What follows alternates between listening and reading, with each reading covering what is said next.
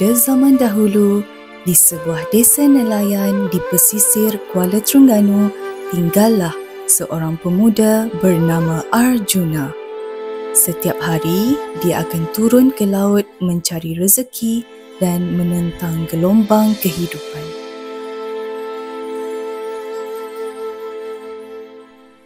Hati-hati nak, laut tu luas. Jangan pergi terlalu jauh. Baik, Mak. Arjuna balik sebelum senja.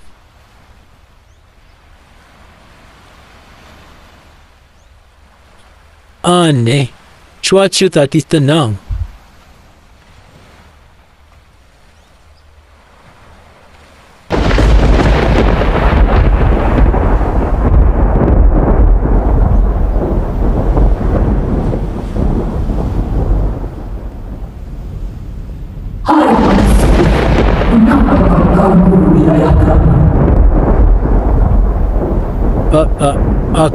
Aku hanya mencari ikan. Aku tak berniat jahat. Diam! Keesokan paginya, nelayan menemui Arjuna terdampar di pantai, tidak sedarkan diri. Arjuna bangun nak. Apa yang berlaku pada kamu ni? Anakmu telah disentuh oleh makhluk laut. Hanya mereka yang mampu memulangkannya semula dengan izin Tuhan. Tiba-tiba, 6 puteri laut muncul dari ombak dengan berpakaian indah. Serahkan dia, dia milik kami. Tidak, dia manusia, tempatnya di darat. Kalau begitu, kami ambil dia dengan paksa. Wahai makhluk laut, hentikan dah kemarahanmu. Tiba-tiba, laut menjadi tenang. Dari sinaran keemasan, muncul seorang puteri jelita berpakaian putih keemasan.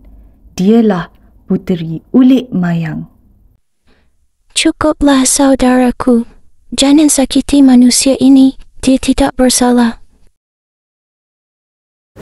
Tetapi Kakanda, dia telah menceroboh wilayah. Dia hanya mencari rezeki.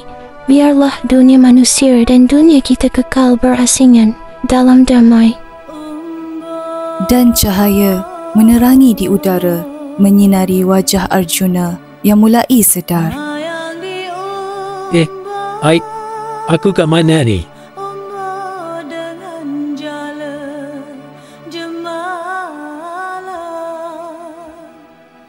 Alhamdulillah, anakku dah sedar. Damailah antara dua dunia. Jangan ada dendam. Jangan ada benci. Terima kasih, Puteri Laut. Kami akan ingat pesanmu. Setelah itu, puteri dan adik-adiknya pun berjalan perlahan ke arah ombak, hilang ditelan cahaya keemasan. Sejak hari itu, penduduk kampung menghormati laut dan makhluknya, dan sebagai tanda ingatan, mereka mempersembahkan tarian Ulik Mayang, lambang keharmonian antara manusia dan alam. Inilah kisah legenda dari Bumi Terengganu.